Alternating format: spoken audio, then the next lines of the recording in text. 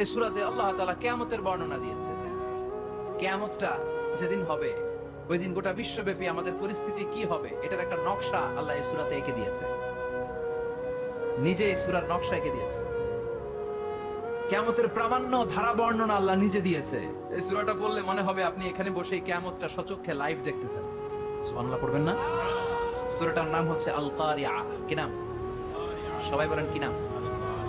আল কারিআ মানে হচ্ছে বিকট আওয়াজ, ভয়ঙ্কর আওয়াজ, জাইগান্টিক সাউন্ড, বোম্বাস্টিক মার্কা সাউন্ড।